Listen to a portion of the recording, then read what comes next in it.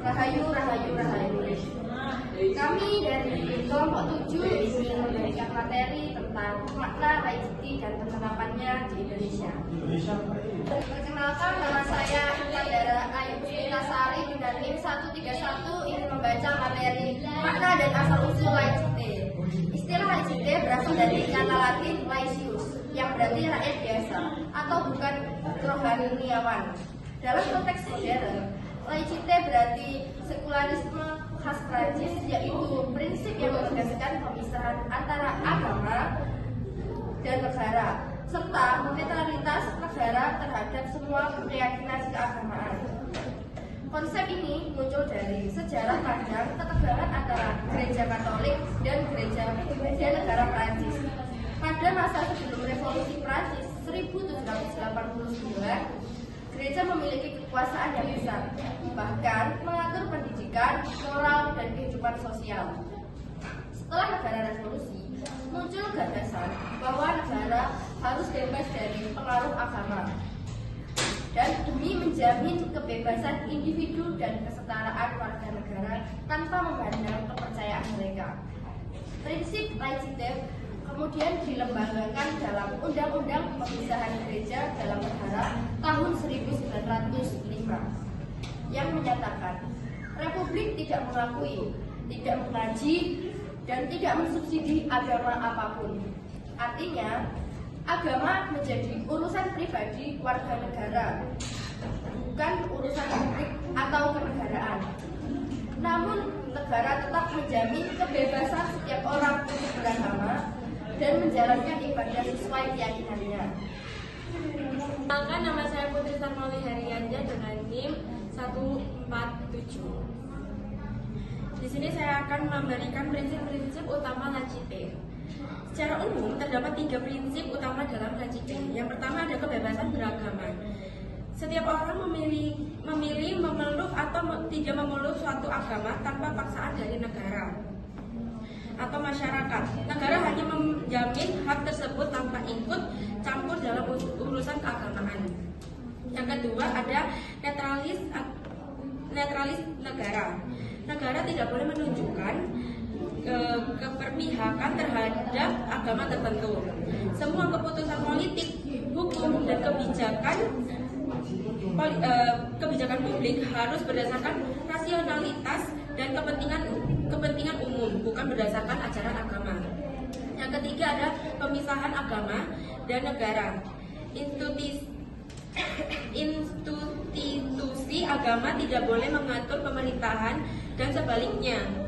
Negara tidak berhak menentukan doktrin atau aturan keagamaan. Dengan prinsip ini, laicite tidak berarti menolak keberadaan agama, melainkan membatasi pengaruh agama dalam ranah publik dan politik agar tercipta kesetaraan bagi semua warga negara. Perkenalkan, nama saya Albani Raidhani dengan NIM 124.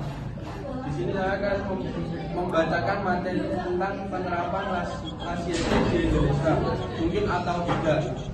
Untuk menjawab pertanyaan ini, kita harus melihat karakter dasar negara Indonesia. Indonesia berdiri di atas falsafah Pancasila, dan sila pertamanya adalah ketuhanan yang Maha Esa. Sila ini menegaskan bahwa negara mengakui keberadaan Tuhan dan menjunjung tinggi nilai-nilai keagamaan.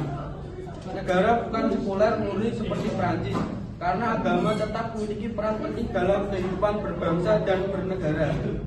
Namun Indonesia juga bukan negara agama atau teokrasi, sebab negara tidak berdasarkan pada suatu agama tertentu, melainkan menghormati keberagamaan kepercayaan rakyatnya. Jadi posisi Indonesia bisa disebut negara religius pluralis, bukan negara sekuler. 1. Keterlibatan negara dalam urusan agama. Berbeda dengan Prancis yang memisahkan agama dari negara, Indonesia justru menjadikan agama sebagai salah satu pilar sosial. Hal ini tampak dari adanya Kementerian Agama yang mengatur pendidikan agama, pembinaan umat, dan penyelenggaraan ibadah. Negara mengakui 6 agama, resmi Islam, Kristen, Protestan, Katolik, Hindu, Buddha, dan Konghucu. Pendidikan agama wajib diajarkan di semua jenjang sekolah. Banyak kebijakan pemerintah berlandaskan pada nilai-nilai moral dan ajaran agama, seperti dalam hukuman perkawinan, hukum waris, serta peraturan daerah yang mengandung unsur syariat atau etika agama. Semua hal ini menunjukkan bahwa agama tidak dipisahkan sepenuhnya dari negara Indonesia. 2. Konteks sosial dan budaya. Selain faktor hukum dan politik, faktor sosial juga penting. Masyarakat Indonesia dikenal sangat religius dan memiliki kehidupan spiritual yang kuat. Dalam kehidupan sehari-hari, nilai agama menjadi pedoman moral, sosial, dan budaya. Jika prinsip Laicite diterapkan secara ketat, misalnya dengan melarang simbol-simbol keagamaan di ruang publik, kemungkinan besar akan menimbulkan penolakan luas dan ketegangan sosial, karena bertentangan dengan identitas bangsa yang beragam dan menghargai perbedaan. 3. Alasan mengapa Laicite tidak bisa diterapkan sepenuhnya. Bertentangan dengan Pancasila. Sila pertama mengakui peran Tuhan, sedangkan Laicite memisahkan agama dari negara. Bertentangan dengan Undang-Undang 1945 Pasal 29 Ayat 1 menyatakan bahwa negara berdasarkan atas ketuhanan yang Maha Esa. Struktur masyarakat Indonesia multikultur dan religius, sehingga pemisahan agama dari ruang publik tidak realistis. Agama berfungsi sebagai sumber moral dan etika nasional, bukan sekedar urusan pribadi. Makna Laicite adalah prinsip sekularisme khas Prancis yang menegaskan pemisahan total antara agama dan negara, serta menuntut netralitas negara dalam urusan keagamaan. Assalamualaikum warahmatullahi wabarakatuh. Perkenalkan, nama saya Helmilia Putri Wulandari dengan NIM 13125000152 dari kelas C. Namun, nilai-nilai Laicite dapat diadaptasi. Walaupun tidak dapat diterapkan secara total, prinsip-prinsip dasar Laicite dapat diadopsi secara selektif untuk memperkuat nilai-nilai keadilan dan toleransi di Indonesia. Misalnya, 1. Netralitas pemerintah terhadap agama. Pemerintah harus bersikap adil kepada semua agama tanpa diskriminasi, baik dalam kebijakan publik, bantuan sosial, maupun pelayanan administrasi. Yang kedua, menjamin kebebasan beragama dan berkeyakinan. Setiap warga negara berhak memilih agama atau keyakinan yang diyakininya, bahkan termasuk hak untuk berpindah agama. Hal ini sesuai dengan pasal 28E ayat 1 UUD 1940. Yang ketiga, mencegah politisasi agama. Agama tidak seharusnya dijadikan alat politik untuk mendapatkan kekuasaan karena dapat memecah belah masyarakat dan melemahkan persatuan bangsa. Yang keempat, menegakkan kesetaraan warga negara di depan hukum. Semua warga harus diperlakukan sama tanpa memandang agama ataupun kepercayaan. Prinsip ini juga tercermin dalam pasal 27 UUD 1945 tentang persamaan kedudukan warga negara di depan hukum.